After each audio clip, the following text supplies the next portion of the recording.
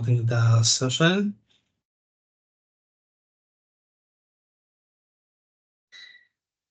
Let's start.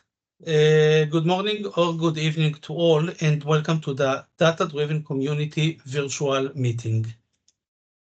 A few words about the data-driven community in general, and I highly recommend to follow the website for more information. As you can notice at the homepage of the website, we are managing two branches of activities.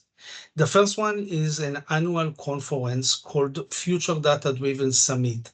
The second branch of activity we run is a weekly meeting of the Cloud Data Driven User Group, like today. If you scroll down the page a bit more, you can see all the upcoming events. On the left, you can notice the upcoming Future Data Driven Summit. This year, the Future Data Driven Summit will be held on September 25. The call for speaker is opened, and you are welcome to submit sessions. If you are familiar with a very good speaker that you want to hear him, you can contact him, tag him, invite him to send his session. Several days ago, we also opened the registration for attendance. So you are more than welcome to join. There is no reason to wait for the last minute.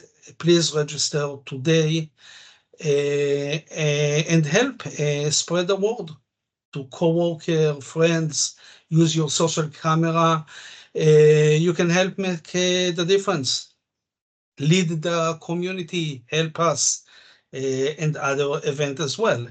More information about the conference and the upcoming activity, as I said, you can find on the website.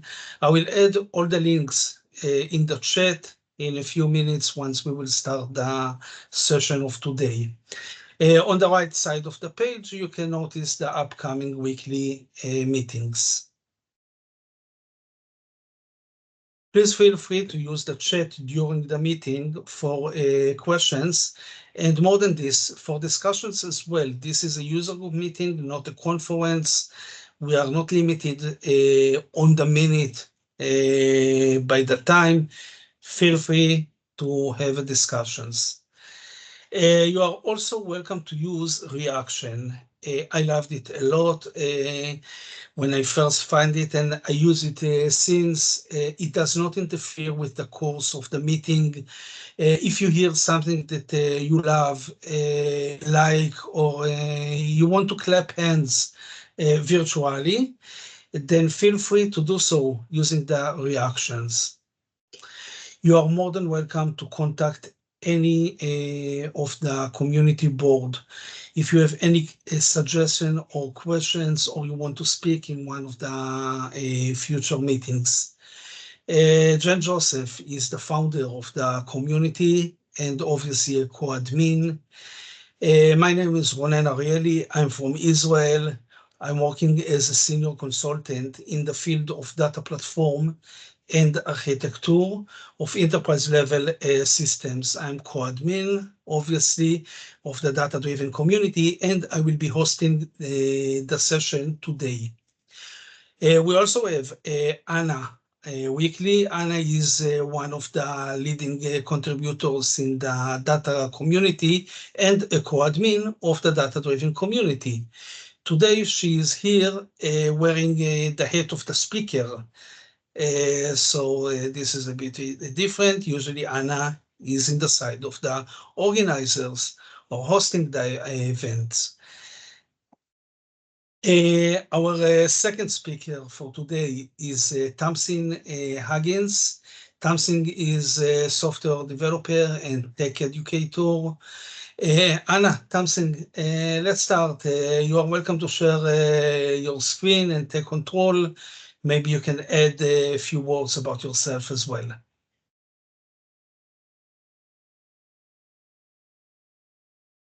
Yeah, spare me a second.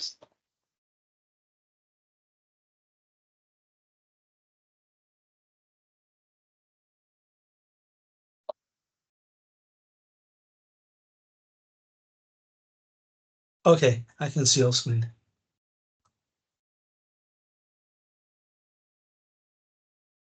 Oh.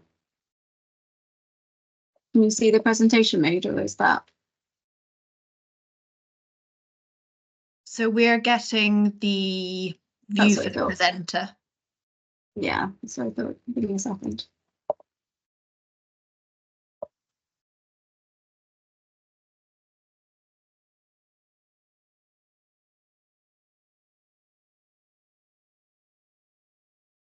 Okay, how about now?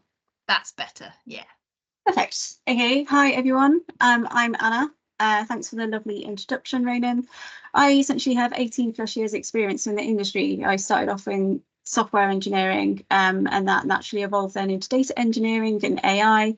I've been working as a consultant for the last 4 years. Essentially at the moment, I'm focusing on everything data engineering, everything big data, whilst also doing a lot of work involving MLOps and LLMops. I'm a Microsoft AI MVP public speaker, and as you know, community organizer. I'm usually in the background, but today I'm going to be doing a session around OpenAI with the lovely Tamsin.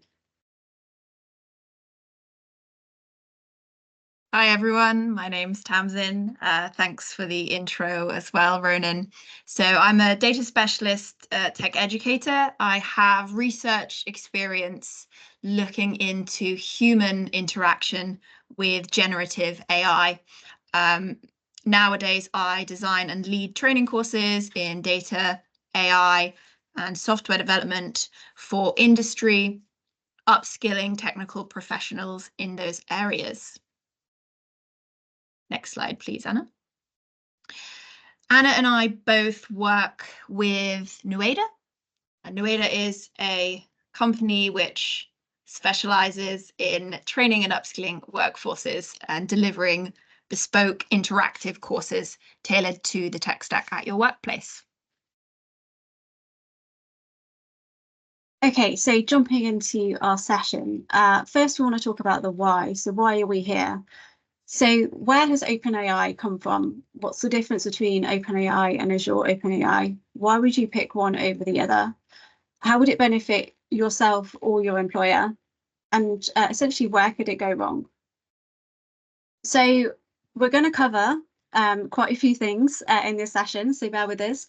We're going to cover the what, so what is OpenAI and what is Azure OpenAI. Then we're going to look at the models, dig into pricing, security, responsible AI, fine-tuning, RAG, embeddings, and then finally LLMops. So what is OpenAI and what is Azure OpenAI? Tamsin. Background of OpenAI. Established in 2015, OpenAI aims to develop ethical, not-for-profit AGI.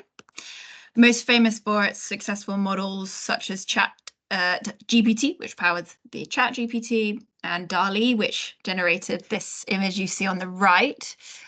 And although OpenAI have this lofty utopian goal of kind of generative AI for all, the road to that goal has not exactly been straightforward. Back to Anna. So what is Azure OpenAI and why? Because we already had OpenAI, it was really successful. Why have we now got Azure OpenAI as well? So we're going to take a little history lesson. In 2015, OpenAI was founded by Elon Musk and Sam Altman and many others. And then in 2018, Altman leaves OpenAI. There was lots of politics going on. He saw one of their senior scientists, and essentially he walked away and left OpenAI with quite a big void. And then in 2019, Microsoft started to invest in OpenAI. So Microsoft essentially seeing the gap and seeing the opportunity, started to plow some money into OpenAI as a company. So they haven't bought them like they do with many other companies. They were just at this phase investing. But then by today, by 2024, Microsoft essentially now own 49% of OpenAI. Why would Microsoft be so interested in investing in OpenAI? Well, since 2016, Microsoft have committed to building Azure in an AI computer for the world, serving as the foundation of their vision to democratize AI as a platform. And then also underpinning all of their efforts, Microsoft and OpenAI share commitment to building AI systems and products that are trustworthy and safe. So it isn't just about monopolizing the industry, it's essentially a joint vision of actually having ethical, responsible AI and producing solutions that are accessible and essentially aren't going to do bad to the world. So digging into that a little bit further, in 2015, again, OpenAI was founded. 2016, OpenAI Gym was released. Elton left in 2018. And at the same time, OpenAI first introduced the concept of generative pre-training transformers. Microsoft invest. And at the exact same point, OpenAI shift from a non-profit status to capped profit status. So initially, they were not non-profit organization, but then as time has gone on and they've evolved, they are now, with Microsoft's investment, actually a profit organization. And then the big one in 2022, ChatGPT was first released, and that's the one that most people know, most people essentially have heard of. So what's in it for you as a consumer or a user of the technology from OpenAI? Well, there's a range of pre-trained models that you can choose from, and it depends on the modality you want to work with. For example, do you want to generate images, or do you want to transform audio or use natural language? GPT is one of their most famous models, and it's trained on both natural language and code. So interestingly, GPT, the model, powers ChatGPT, the chatbot, but actually the same fundamental model, GPT, powers GitHub Copilot, if any of you have been using that as a computer programming support tool. So same underlying model with generalized capabilities being used in different use cases, which I thought was quite interesting. Next slide, please, Anna. So there's different ways you can interact with these models and use them. As a simple consumer, you could, let's say, use the interface built by OpenAI to interact with GPT through the ChatGPT. You could go a bit further and experiment with the OpenAI playground, and that gives you more control over the models. So, for example, setting conditioning parameters when you prompt the model, allowing you to steer the output a bit more. We'll have a look at that. Otherwise, you can go deeper and work with the API if you want to integrate one of these models, let's say, within your own software product. So over on the right, we're seeing what Duolingo have done with making a kind of custom chatbot using GPT. Okay, so off the back of that, what are the competition doing? So we've talked about Azure, Microsoft investing in OpenAI, but what are the other big cloud providers doing? So AWS and GCP. Well, AWS have actually collaborated with Anthropic, and Anthropic essentially have a competitor, a big contender to ChatGPT. So it isn't Microsoft alone that are actually recognizing the need for not just developing their own tools, but also looking at what's out there that they can invest in to be able to actually be at the forefront of the AI revolution, per se. And GCP have Gemini, a family of multimodal large language models developed by Google DeepMind. So that is still within Google themselves, but they are investing heavily essentially in AI and generative AI and trying to, again, be in the forefront and be, a real contender when it comes to the solutions and what people actually choose to use. So now we're going to dig into some of the development tools. So we're going to do some demos for you. So we're going to go through the playgrounds, utilizing your code, and then with Azure, looking at integrated tooling. So their words there, our products work best together. So I'll hand over to Tamsin first to share her screen. So you should now be seeing my screen with the playground. So this is the OpenAI playground. So starting in this view, we can look at the chat aspect. This is quite similar to working with, let's say, the ChatGPT interface, but you're getting a bit more control over how the model behaves. So you can send it an instruction from the system to steer the model. For example, I could say, you are an angry robot. And then if I say hello as the user, it's going to behave differently than ChatGPT would based on my instruction. So what do you want? Bit rude. And we also have these conditioning parameters. So how does the model generate its response? One example is temperature. If you set that low, the model is going to behave more predictably. If you set that much higher, the model will generate more random responses and become a bit more chaotic. So that's just a fun one that you could play with. If I say something a bit cats, let's just see if I can steer it into a weird direction. So with temperature really high, you can see the output becomes actually a total mess. So that's an interesting thing to play with. In the playground, you have other options as well. We'll look at fine-tuning later and how you would do that through the playground, storage, and all the rest. You also have access here to the documentation. Now, if you wanted to move away from the playground and start working through your code, there's different ways to interact with the API. So there are a bunch of libraries you can use to work with these models. Let's just have a look over here. So I've just gone over to the libraries in the documentation.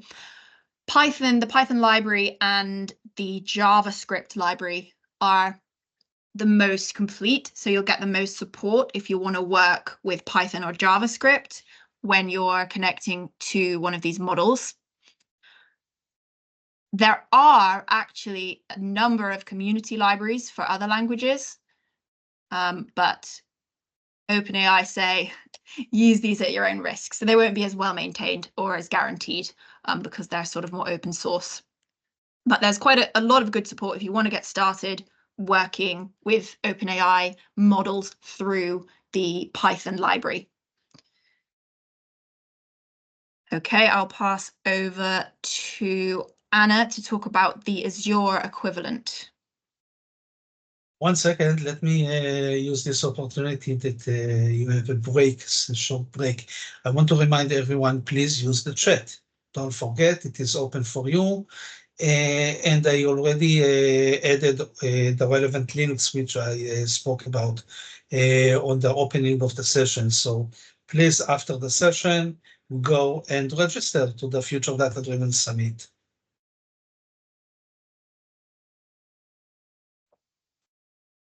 Thank you. So I am currently in Azure and I have gone into the Azure AI Studio. So I've got a solution that I've already set up. I've opened it up in Azure, and what I'm looking at now is the playground. So very similar to what Tamsin just showed you, but there's a few more bells and whistles going on in here. So I can literally do the same thing. I can type in like hello. It's going to give me a response. It says, hello, how can I assist you today? What I can do here, if we see along the top, along this ribbon, I've got a few more things going on. So I've got a deploy to a web app here. So essentially, a one click isn't that simple, but you can essentially click on that and quite easily create yourself a web app. And this is where essentially with Microsoft, they're trying to give you a one-stop shop for everything. So you can come in, create yourself a solution and very easily integrate that with other elements of Azure. I've got Evaluate, which we're going to dig into later in the session. I've got Prompt Flow, which we're going to dig into later in the session. I can also go and view my code.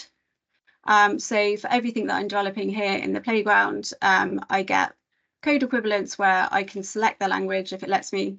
So I've got Python here, C#, JSON, and if I just want to work with curl, I can do that as well. So that's going to communicate directly with the REST API.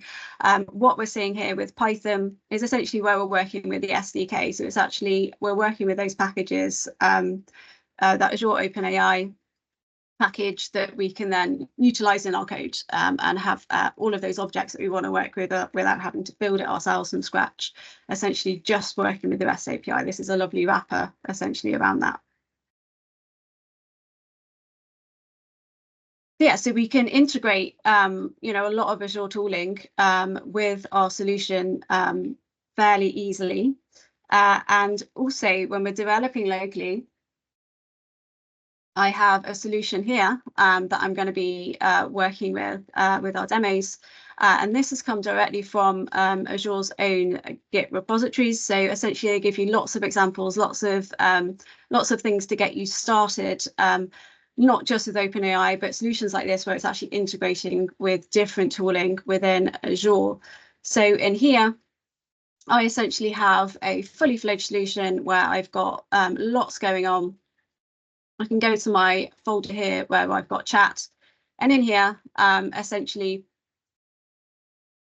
I can open up my flow DAG, which essentially when I go into visualization mode, I have an LLM that I'm communicating with that I've set up. I'm working with all this locally, and I'm setting up all my steps within my application. So again, we'll dig into this a little bit more further in the session, but that's just showing you that, yes, we've got it in the portal, and we can also very easily integrate this locally as well with Visual Studio Code. There are extensions, there are the SDKs that you can work with.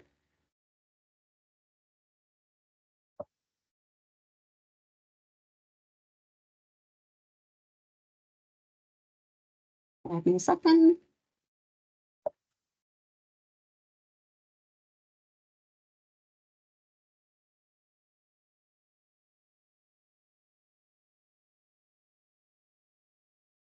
Okay, so moving on to our next section, which is pricing.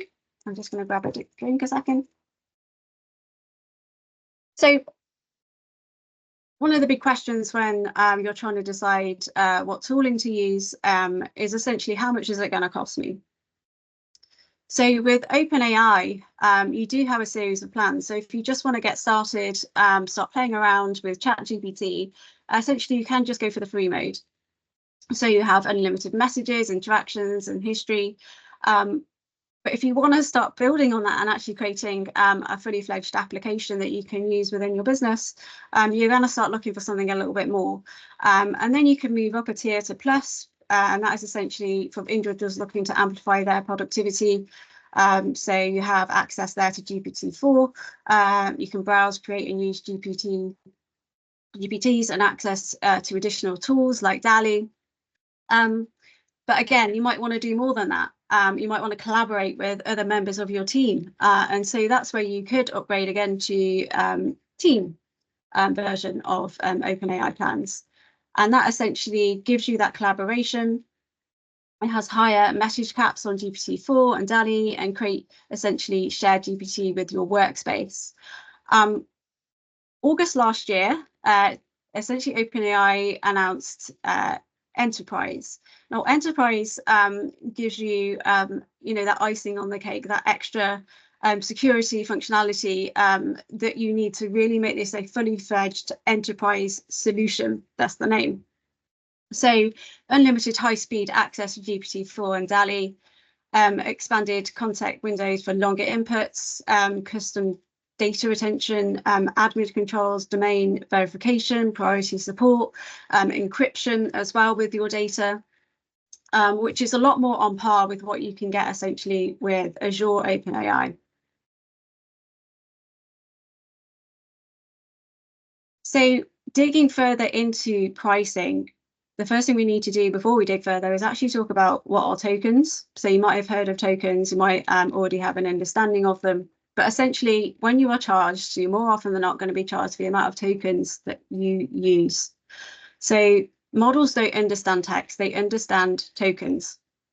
So the GPT family process text using tokens, which are common sequences of characters found in text. So 100 tokens, for example, would amount to around 75 words. So here we have some text that's actually broken down into 3 chunks. So that would be broken down, and then that would be essentially vectorized. So under the hood, you're seeing text when you're writing your prompts, writing your questions, but under the hood, it's actually dealing with this in numerical format, and it's breaking it all down, your text down, not just word by word, but it breaks it down more granularly than that. And that's where we get our tokens from. And this is what we store in what we call a vector database when enriching models with our own data. So pricing, again, OpenAI have a free tier for ChatGPT for getting started. But with Azure OpenAI, you need a Azure subscription. So for a lot of people, that's like, well, I'll just go with the free version. But again, it's not as simple as that. And there's a lot more that's going to go on within your application than how many tokens you're using. OpenAI and Azure do essentially give you good pricing guides. So we've got the links there. If we go to the openai.com/pricing, essentially they do give us pricing per model, per token, and you could look at that and then compare it to the one on the right-hand side there, the Azure pricing, which essentially also breaks it down by regions. And you could say, oh, well, I can save money if I go on the just vanilla OpenAI. Again, it isn't as simple as that, but essentially you can go to those websites, go to those links, and actually start doing a comparison. But it won't give you a real reflection of how much you are actually going to be spending, because you are creating a fully fledged LLM solution, and there are things you need to take into consideration.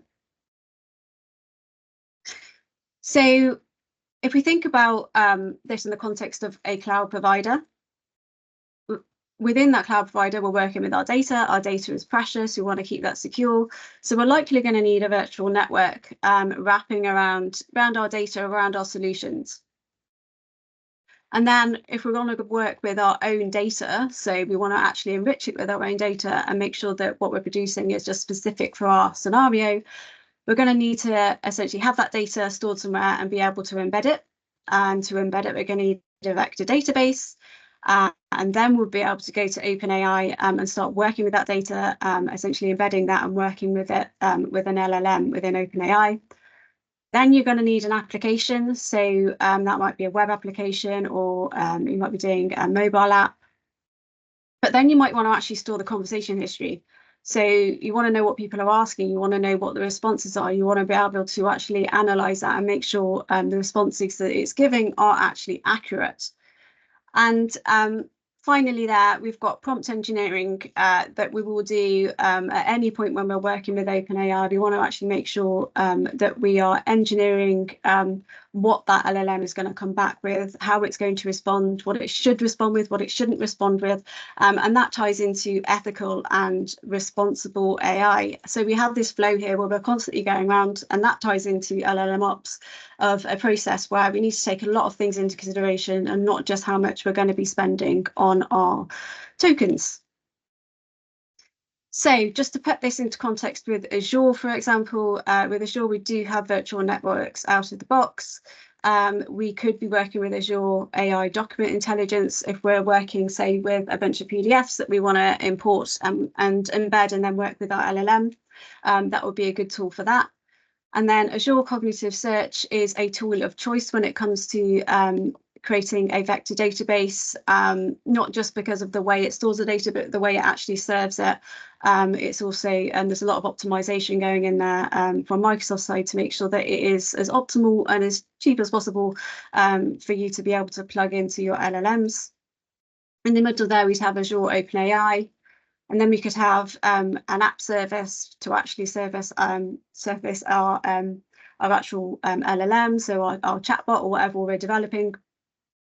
And then finally, we could have Azure Cosmos DB to actually store those questions and answers that we're getting. Okay, so moving on from that and moving on nicely from talking about virtual networks and security, we're going to dig deeper into security and what we should consider. So will they use my data? Training data for fine-tuning models. Azure OpenAI training data is used only to train the customer model and is not used to train any other model. But OpenAI prior to March 2023, data may have been used for improvements. So this is really key, and a big thing to take into consideration is actually thinking about what it's doing with your data, where your data is being stored.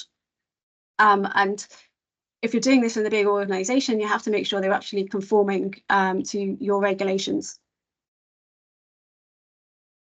So prompts and completions for ChatGPT, Azure OpenAI stores for a maximum of 30 days in the same region, which is really key. It is encrypted and only accessible to Microsoft employees. OpenAI stores some prompts to train, retrain, or improve models. Those are settings that you can configure, but it is something that needs to be taken into consideration.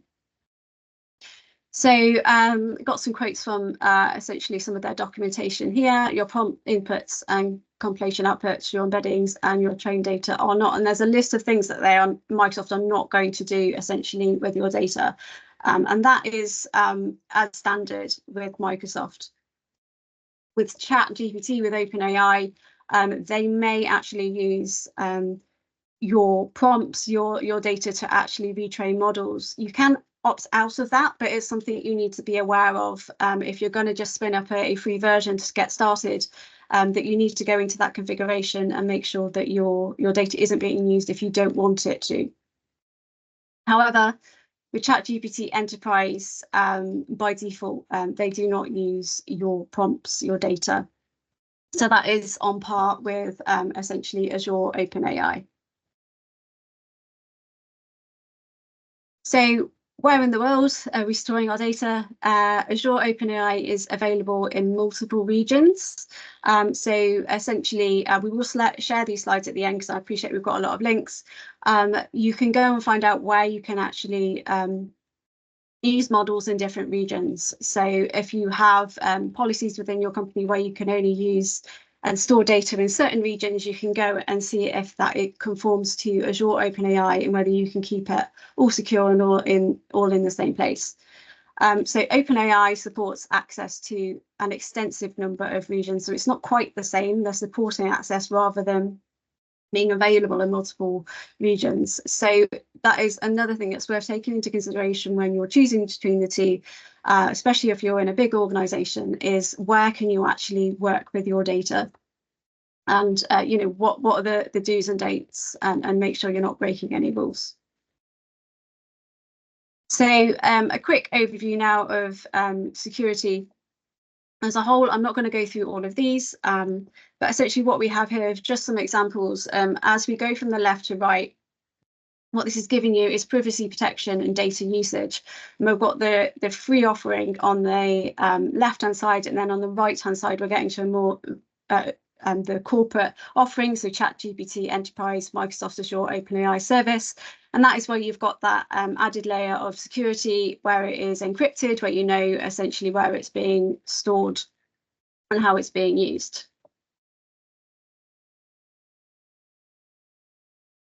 So another thing to bear in mind is when you're building out your application is integrating with other services. And what we've got here is an example where JFrog developed and deployed an advanced scanning system to examine PyTorches fairly recently, and TensorFlow, Keras models hosted on Hugging Face, finding 100 with some form of malicious functionality. So if you're looking at Azure and saying, I don't want to spend that money, oh, somebody's got a dog.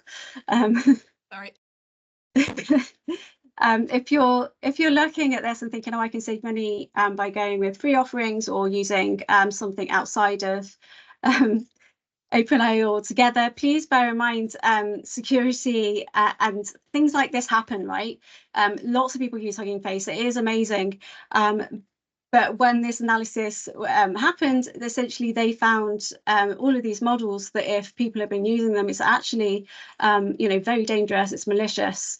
Whereas with Microsoft, they have a Hugging Face offering, and they actually vet any models that they expose as part of their offering. So any of those models mentioned by JFrog won't actually be available within the Azure offering. So For Microsoft, for Azure, yes, they have lots of integrations like this, but they have that vetting going on and making sure that what they're giving you is as secure and as reliable as possible.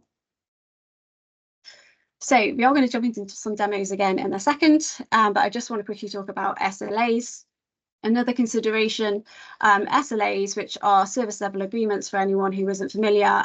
Essentially, when you're working with SLAs, and I've worked in big software engineering teams, you need to make sure that your solution is up, say 99.999% of the time. You need to know that response times are going to adhere to so many milliseconds. And this is something when you're developing your solution that you need to take into consideration, especially if you're going to have embeddings and communicating, say, with another database and have lots of other things going on, making sure that your solution isn't actually taking more than a few seconds to give you a response, or milliseconds, is really key. So Azure OpenAI do give you some guarantees. It comes under cognitive services, essentially, and you can go to their documentation there, where they will actually give you the latest information as to what their SLAs are around Azure OpenAI. OpenAI themselves don't currently have SLAs, but they do have a status page. Now, they are working heavily on this, so watch this space. But currently, Azure OpenAI are winning a little bit of this one, that they do have those guarantees because it's part of a bigger ecosystem. But OpenAI, they are working on it, and it's something to keep an eye on. And they do have the first link there is just essentially where they are actually talking about. It's a blog of theirs, you know, their SLAs, and the fact that they are actually working on and trying to have some SLAs for their customers. So I'm going to hand over to Tamsin now to talk about responsible AI. So I'll let you share your screen rather than asking me to constantly change slides. Sure.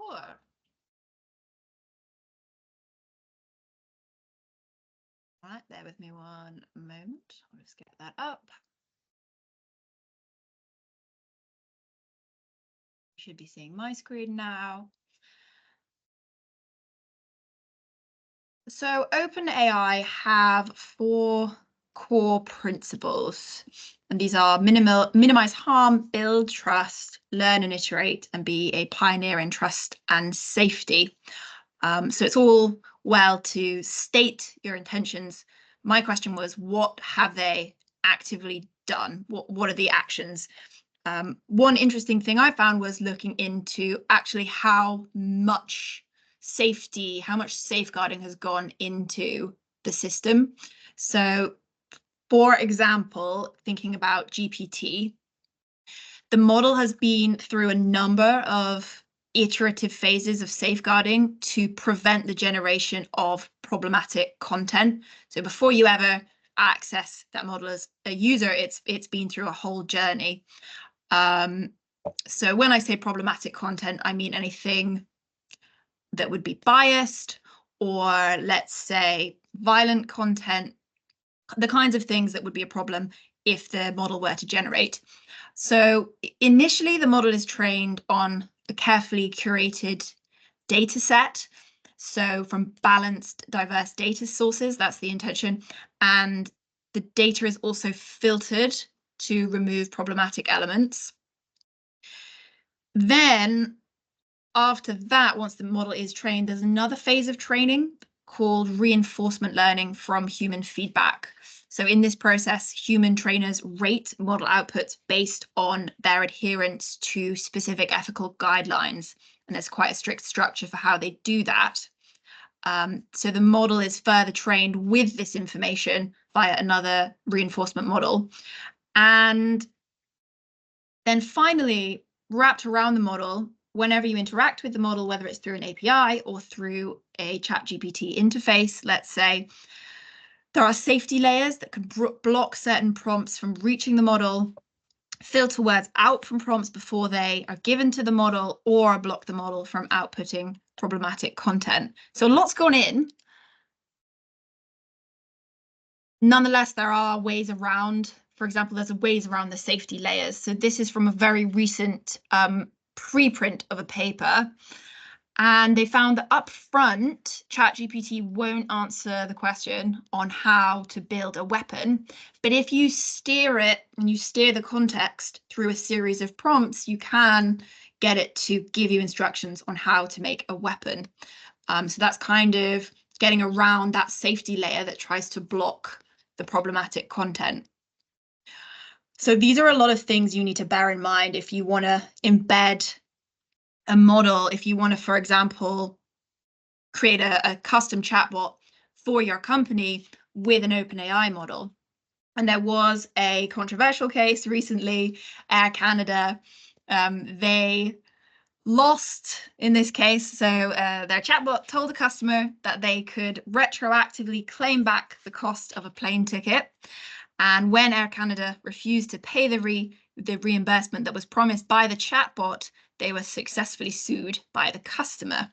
Unlike a human employee, you can't pin the blame on the chatbot as a legal entity, which is what Air Canada tried to do. And they were unsuccessful pleading that case. So it's tricky because with the nature of these models, you can never be totally sure how they're going to behave. So you have to pay quite close attention to monitoring the model. How do you protect from some of these issues? So I'm going to pass back to Anna, who has some tips for how Azure can support you to check the ethical principles of your AI setup.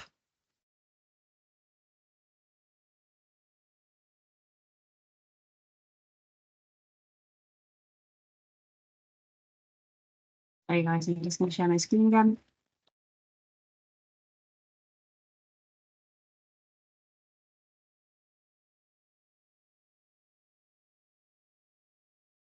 Okay, so Microsoft's approach to ethical AI.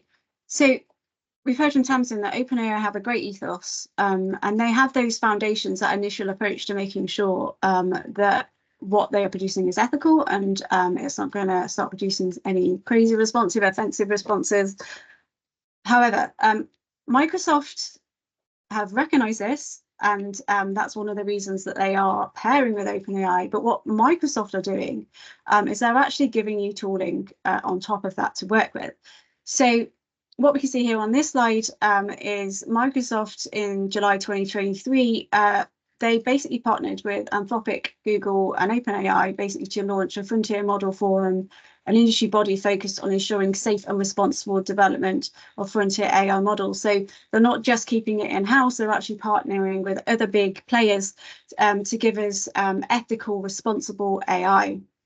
And Microsoft's principle there, we're committed to making sure AI systems are developed responsibly in ways that warrant people's trust. So if we think back to those initial slides that we looked at when Microsoft first invested, it wasn't just about being, the leader, the biggest game player for this. This is about actual responsible AI, ethical AI, and actually producing AI in a way that isn't going to damage us as a society eventually. So Microsoft essentially have 6 key principles that they believe should guide AI development. So this is when you're actually developing your tools. So these are fairness, reliability and safety, privacy and security, inclusivity, transparency and accountability. So AI systems should treat all people fairly. AI systems should perform reliably and safely. AI systems should be secure and respect privacy. AI systems should empower everyone and be engaging. AI systems should be understandable. People should be accountable for AI systems. So going back into my browser where again I have my instance of Azure Open where I have a solution that I set up. And this is essentially what we saw in my Visual Studio Code. I've essentially deployed it and now I'm playing around with it within the portal itself. So here, if I go to evaluation on this left-hand side, and if I click on new evaluation, and I can select here what sort of evaluation I want to do. I can see questions and answers for context. That's the one I'm going to go with. I'm going to hit next. You can say, right, what data do I want to use? I've already uploaded some data to work with. but you can essentially build out the data to conform to your solution. You can see a preview there, apologies, of what that data looks like. And then here, this is a really interesting one. We can actually select whether we want to look for groundedness, relevance, coherence, fluency, GPT similarities, F1 scoring. Further down, we've got self-harm, hateful and unfair content, violent content, and sexual context. So essentially, we can set all of this up to run an evaluation over our solution and come back and tell us whether what we've produced is ethical, and we can select as many or as little as we like here, and we can run this as many times as we like as well. And it helps us understand very quickly whether what we have produced is actually going to conform, and it isn't going to suddenly start offending our customers and spitting out things that, say, for example, could have sexual content or content around self-harm. This is really, really useful and really quick and easy to set up. And essentially, this is a great example of where Microsoft are trying to give you a solution where you can do everything in one place, and that includes making sure that you are ethical and you are responsible. I'm going to move back to the slide deck now.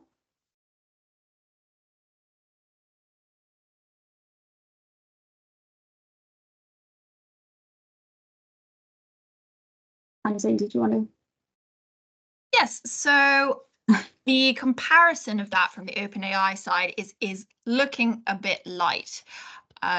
So OpenAI do offer a moderation endpoint, which is a tool that allows you to check whether text is potentially harmful. It's a classifier that, given the output of the model, you can add the classifier and it will detect whether the model output from the other model is harmful across several categories. But there's not loads of support on how to use it best. So compared to what we saw there with the Azure version, OpenAI isn't giving you as much support on how do you build that system and how do you kind of maintain it and test it. Perfect. Okay, so customer support. So moving on to our next section. So you've got your solution, you've got it out there, and you're not always going to be on a happy path. Things can go wrong. Things can go wrong that are outside of your control. So how do you actually get that customer support because you're using OpenAI solutions? How can you actually contact them and say something's going wrong? Well, OpenAI themselves offer support through various channels, including chat and email. Because Azure OpenAI is part of the big ethos and the big system, essentially, that Azure Microsoft offer, you do get just a little bit more reassurance there.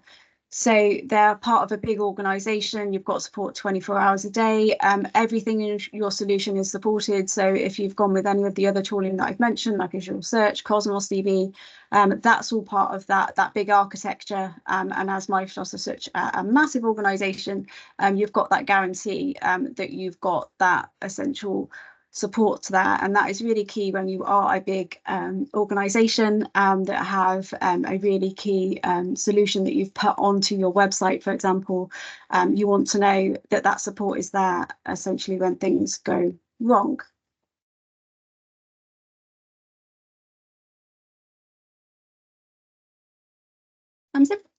Yes, so part of OpenAI's vision is that in the future, the vast majority of organizations will develop customized models that are personalized to their specific use case. And they offer a fair bit of support for how you can do that, how you can take one of the pre-trained models from OpenAI and tailor it for your system. One way to do this would be fine-tuning. So fine-tuning allows you to take a pre-trained model and train it further using your own data. So the model has been trained to learn more generalized capabilities, and you fine-tune the model to narrow its scope to your use case and make it more specialized. So this can make the model perform more efficiently and require shorter prompts in order to get the desired result. There are some considerations with fine-tuning. So it's a certain commitment if you decide to fine-tune. You need some in-house knowledge of AI, not just to train the model, but also to maintain it, update it, and test it. So there is a bit of a commitment with taking this route. And before you decide to use fine-tuning, you should probably consider, can we achieve the same thing with an alternative like prompt engineering, which may not be quite as involved over time. So I'll give you a demo of how you can fine-tune an OpenAI model. So I'm just going to jump over to the OpenAI playground and show you how you would do it in the playground. And then I'll show you how I've done that through code using the Python library for OpenAI. So I'm in the playground and I want to take an existing model, a pre-trained model, and just give it some of my own data to try to kind of steer the model in the direction I want and fine-tune it. So I'm going to go fine-tuning panel. What you could do is create a new fine-tuning job. You choose the base model. So this will depend on your personal choice of what you want, how expensive you want it to be, how big is this model, what's your use case. I'll just pick ChatGPT 3 here. And you can upload your training data. It has to be in the right format. So I'll show you what that would look like. So the format is JSON-L. So it's a series of JSON objects. Now, my use case is a very serious, important business use case, which is making the chatbot talk a bit like a Taylor Swift song. So what I'm giving the model is a message that says, from the system, if you get this system message, which is you're a chatbot that talks like a Taylor Swift song, then if the user says hi, this is a good response that I would expect from you as the assistant. And it would be to give out this specific set of Taylor Swift lyrics. So it's a set of examples of, given this user input, I would like you to give this output. So you can select the file, and it's pretty much as simple as that to create a fine-tuning job. And it will give you then information about the training of that job and what it looked like over time. So in assistance, I'll just quickly show you. Here's one I made earlier. So this is my ChatGPT, and I've linked it to, so when I fine-tuned the model, I was given automatically, this is the code, the sort of key for the model, for the fine-tuned model. And then you could work with that. So I could take it to the playground and say, hi, are you an AI? And see what ChatGPT says.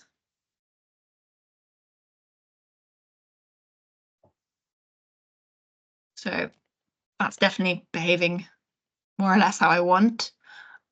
So if you wanted to do that via the API, I'll just show you my environment, which does the exact same task, but with code. And the way that this works is I'm importing the library. So it's for Python, the OpenAI library, connecting to the API, create a file object, and I'm passing in the data, which is in the right JSON-L format. And when I do that, it saves the file to my OpenAI account and gives me the ID so that I can then pass that into the fine-tuning job.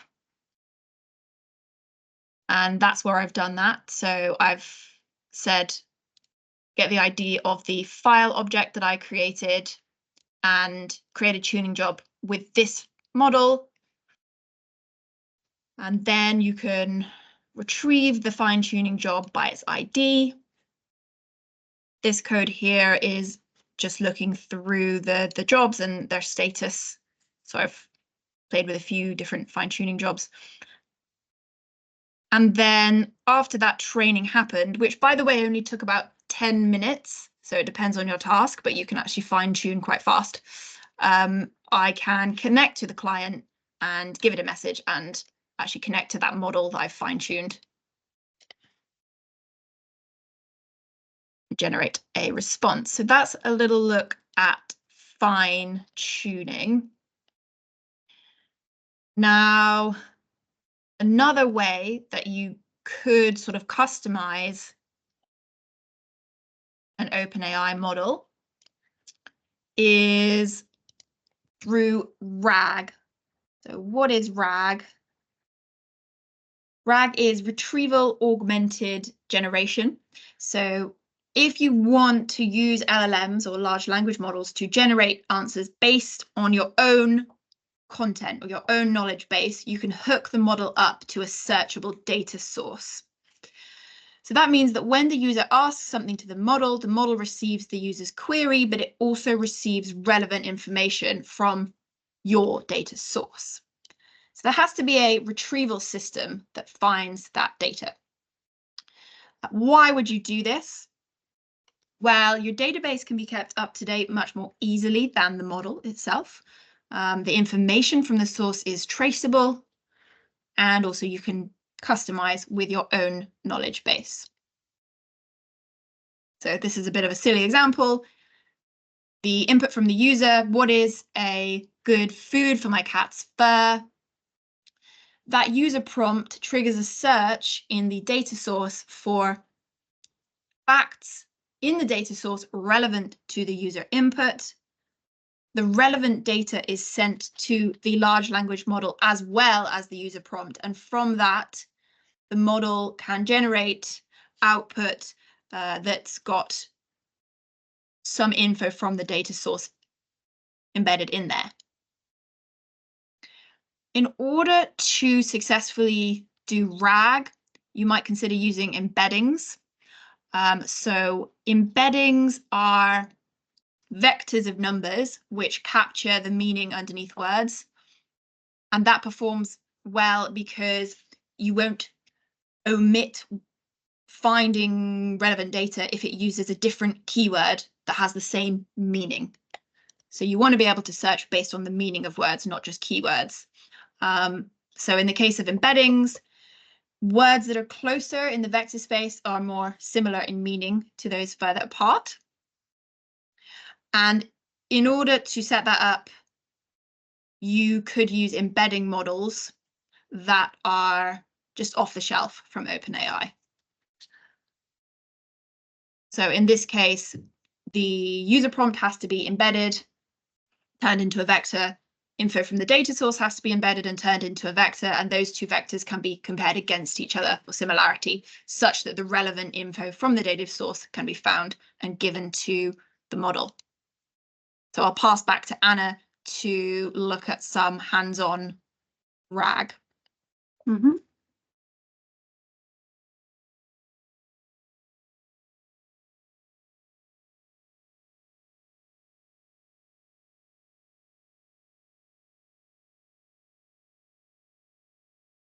So essentially, Microsoft Azure have prompt flow. So this is their solution, their package that they say you should use to be able to do really efficient RAG engineering. So it creates executable flows that link to LLMs.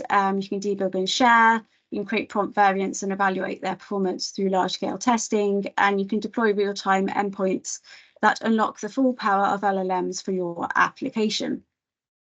So I'm back in my solution again, and the demo gods aren't being that kind, but I do have a good demo to show you. So essentially what I've got here is what I showed you before, but I skimmed over this bit because I knew I was going to talk about it now. So what I'm essentially showing you is within this folder that we looked at, this consto chat, we have a YAML file. So this is what we call our prompt flow file. It's where we define all of our steps for our RAG architecture using prompt flow. And if I were to go to Visual Editor, which I already have open, it gives me a visual representation of that. And so this is all locally, this is all within Visual Studio. Because I have basically installed the extension for prompt flow.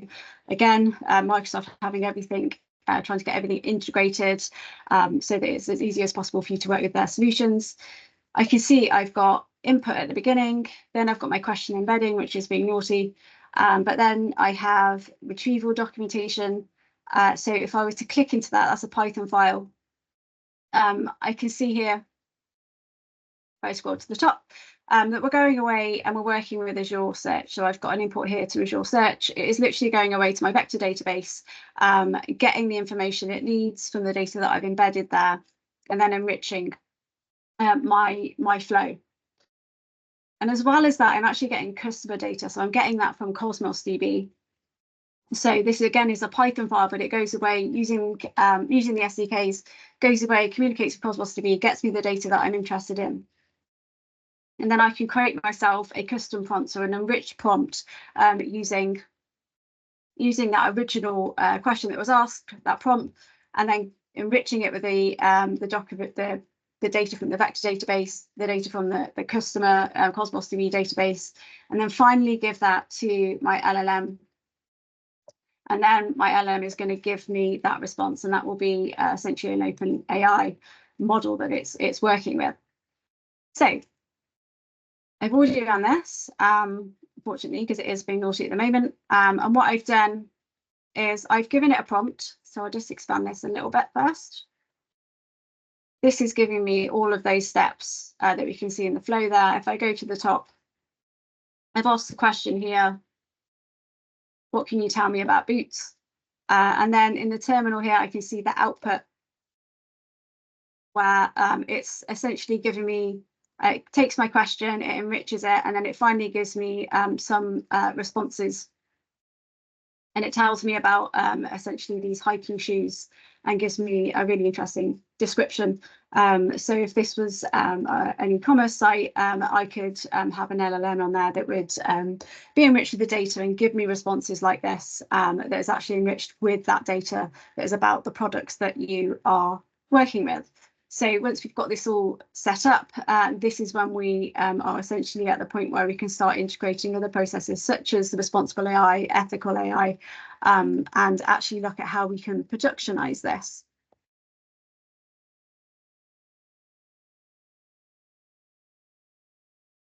I'm just going to share my slide deck again. So we've been through this. So as a brief comparison, the Azure, as you saw, gave you quite a lot of structure for building a RAG system. If you wanted to do something similar with OpenAI, you can, but you're a bit more in the wild with it. You could use something like LangChain, which is a framework for developing apps with LLMs, and it gives you modular tools to help you construct a system like that. So that would be an alternative if you wanted to do that with OpenAI. Okay, so moving on to our final section, just briefly talking about LLM ops. So that is what's going to tie all of what we've looked at together. Traditionally, when we're doing software engineering, we have our magical figure of 8, our DevOps stream, where we're coding, building, testing, releasing, deploying, operating, monitoring, planning, and we're just constantly going around in that flow. It's a little bit more complicated when you're doing ML ops and LLM ops. So if we break that down, we've got ideating, exploring, building, augmentation, operationalization.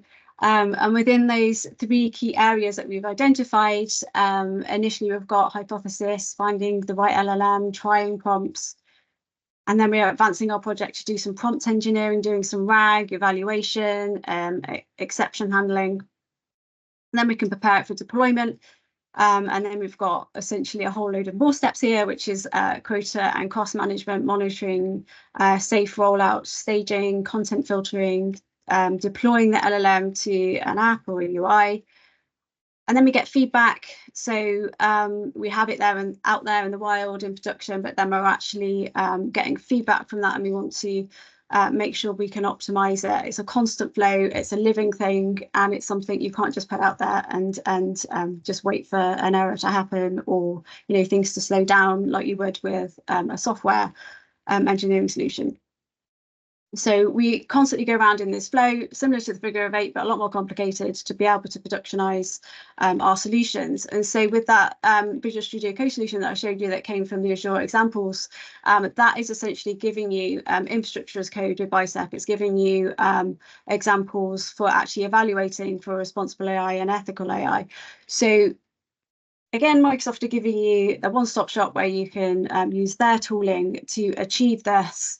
And just bear in mind that most AI projects, unfortunately, do fail. It's a really high statistic. So if you look at Gartner, it's essentially 80% and upwards of projects fail. And that isn't just because they don't make it to production. It's because when they go into production, they don't do what they should be doing. And that is essentially really dangerous and really scary. And they end up getting taken down within like the first 6 months. So this process is really, really key.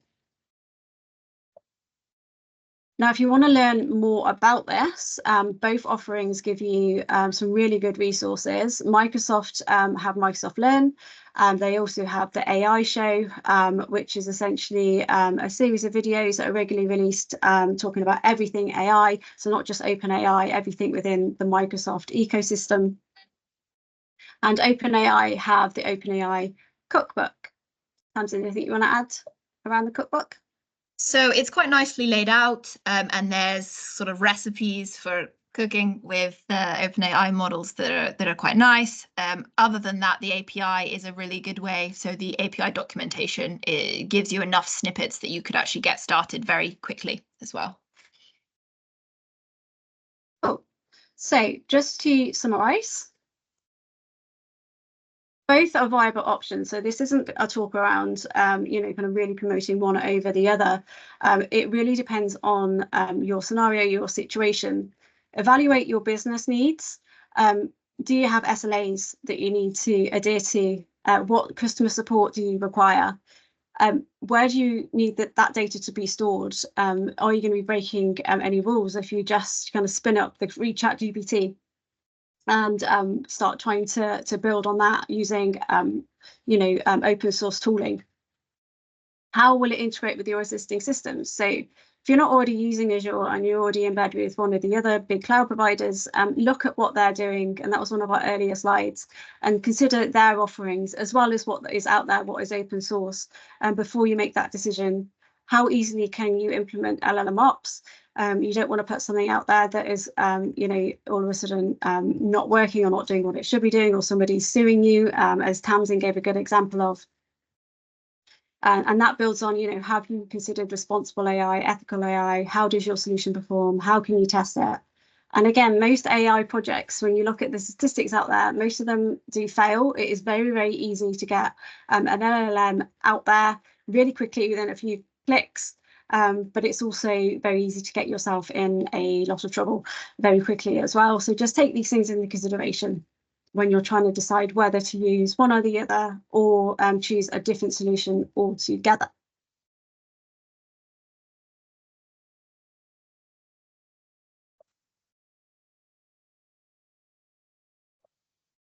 Okay, and that's it. Any questions?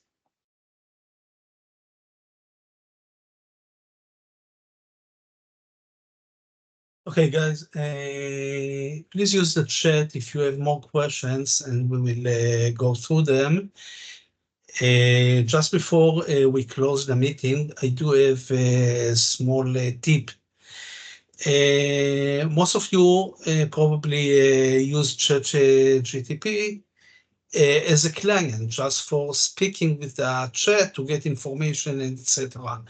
So you should know that ChatGPT 4, not the free 3.5 version, but 4 is available to all through Bing Copilot.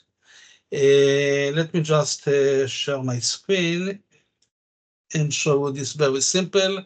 Personally, I use it a lot, so I just put it here. And this is what we called Bing Chat, the old name. It is now called Bing Copilot. And behind the screen, when you speak with Bing Chat, with the Copilot, it is using ChatGPT 4.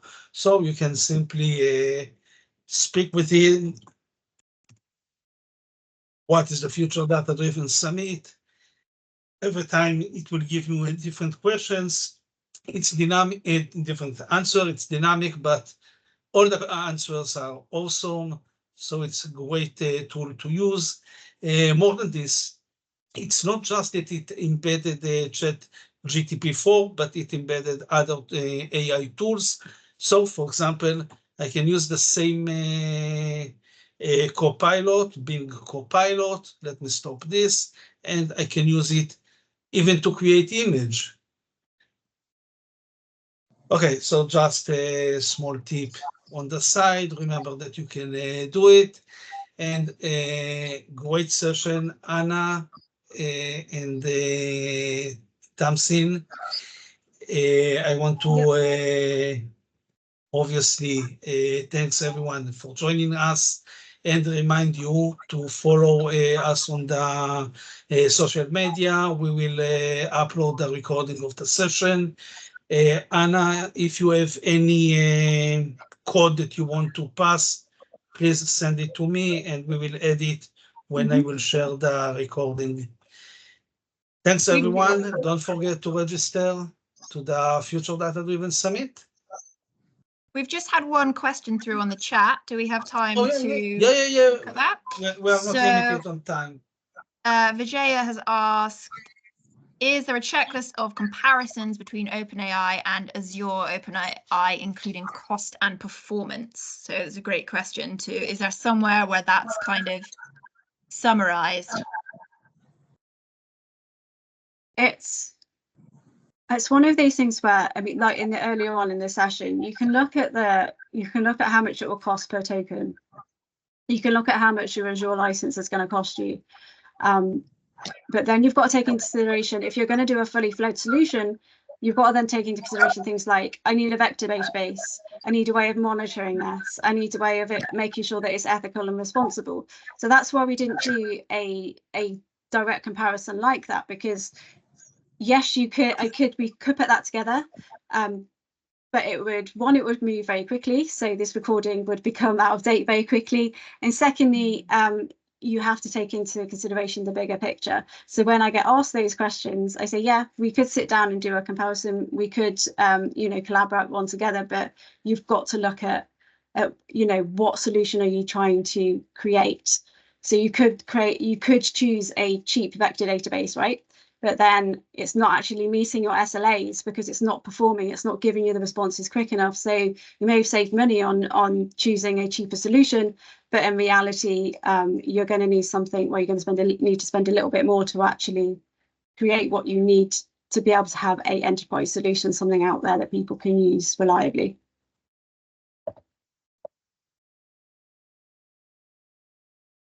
Quite a challenging trade-off. It is difficult, yeah. Thank you so much. Oh, Ronan, I think you're muted. Yeah, I missed the beginning. Probably I'll catch up on the recording, but it's great presentation. I really loved it. Thank you for all your words. Thank you. Okay, you're muted, Ronan. I think you might have been saying something there, but